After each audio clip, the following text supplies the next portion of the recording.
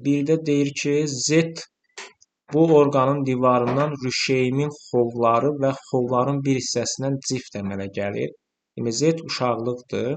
Uşaqlığın divarından rüşeyimin xovları əmələ gəlmir. Rüşeyimin xovları rüşeyimin hüceyrələrinin bir qismindən əmələ gəlir. Ona görə bu elə səhvdir. Bunu götürə bilərik.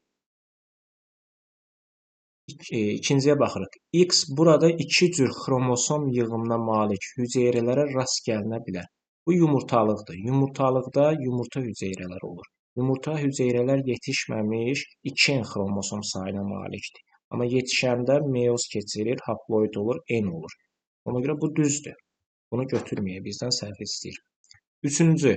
Y burada yumurta hüceyrəyə, spermatozoida, zigota, çoxhüceyrəli rüşeyma rast gəlinə bilər. Z demək, uşaqlıq borusudur. Bəli, uşaqlıq borusunda spermatozoid da olur, yumurta hüceyrə də ola bilər. Rüşeym əgər mayalanma baş veribsə, rüşeym zigota da rast gəlinir. Bu da düzdür. Dördüncüyə baxırıq. Z burada müvəqqəti daxili sekresiya vəssi əmələ gələ bilər. Uşaqlıqda cift əmələ gələ bilər.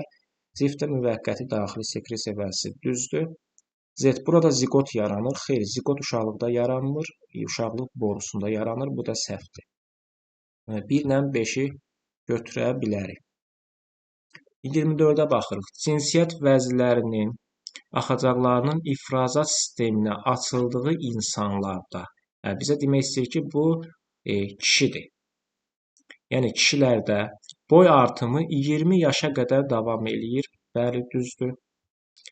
Cinsiyyət xromosomlarına görə iki cür qamet əmələ gətirə bilər. Bəli, çünki kişilər heteroqametdir, X, Y olur onlarda. Mayalanma baş verə bilər. Xeyr, mayalanma kişidə getməz. 4. Qarışıq vəzləri yalnız bədən boşluğunda yerləşir. Qarışıq vəzləri toxumluqlar bədən boşluğundan kənarda yerləşir. 13-14 yaşından başlayaraq, bəli, qamət əmələ gətirə bilər. Bunu götürürük.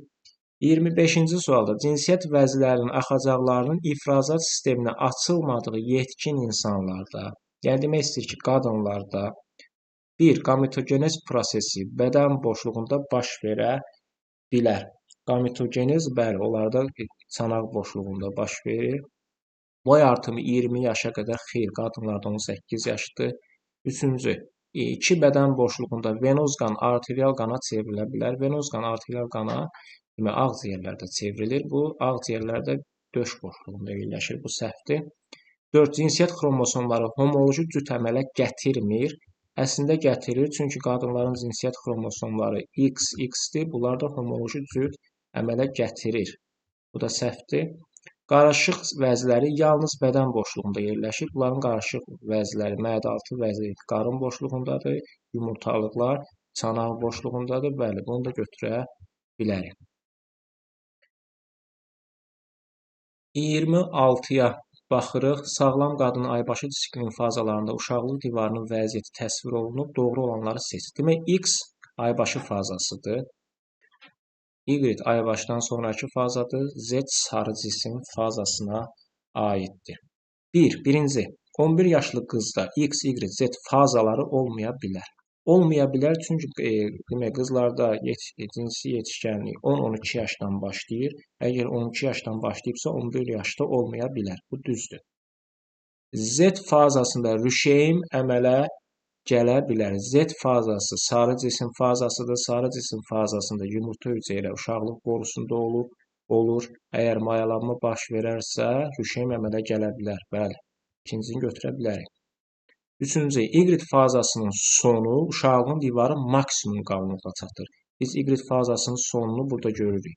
Düzdürmü? Amma maksimum deyil. Maksimum sarı cisim fazasında baş verir. Ona görə bu səhvdir.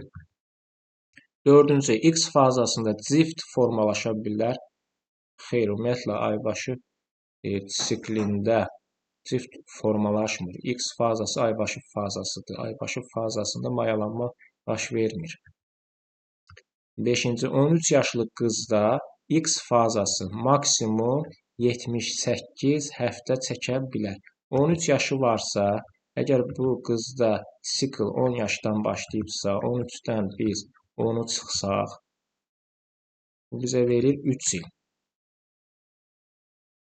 Və hər ildə 13 sikl olursa, 3-ü vuraq 13-ə, bu eləyəcək demək 39 sikl, yəni aybaşı sikli baş verəcək və hər siklda da 2 həftə sarı cisim fazası, düzdürmü? 39 siklda 78 eləyir. Bəli, bunu da götürə bilərik.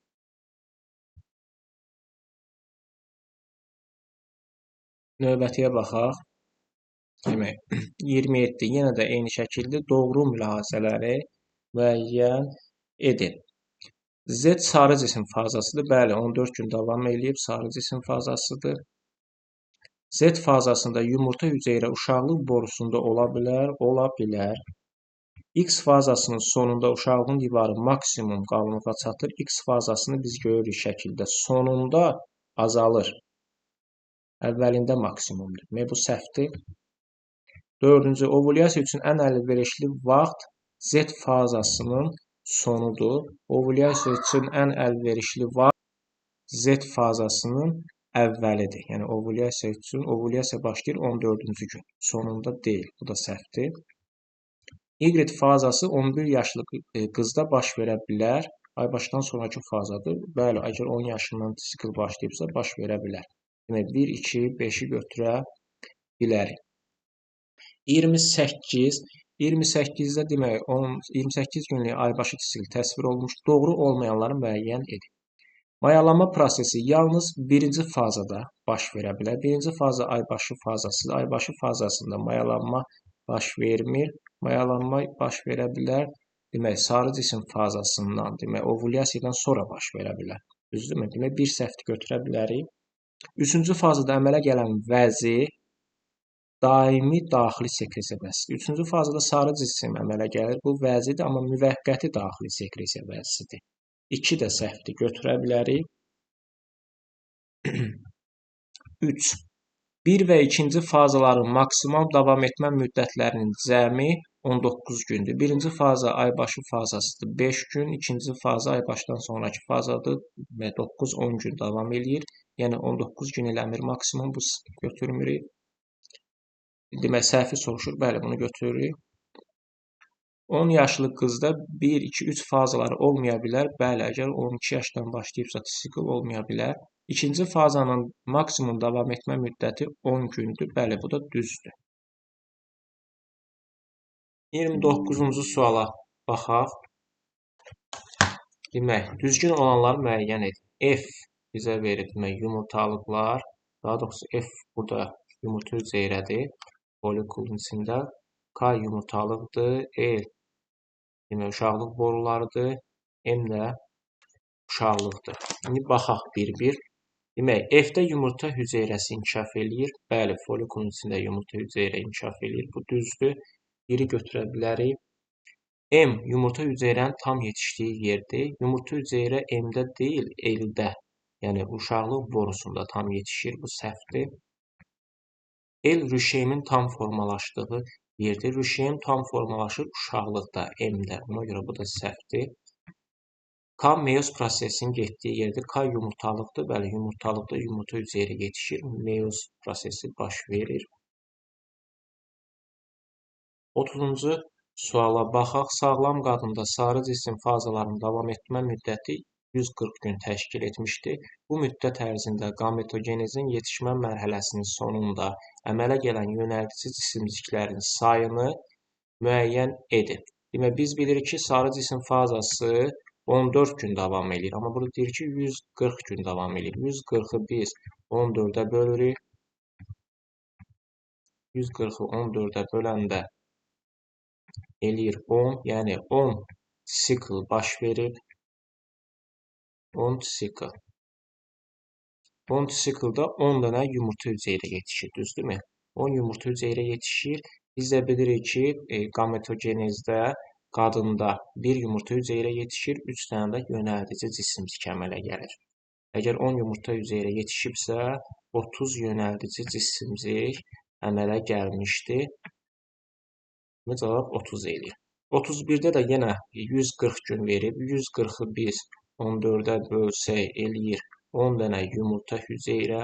10 yumurta hüceyrə demək yetişibsə 30 yönəldici cisimcik əmələ gəlir. Bu yönəldici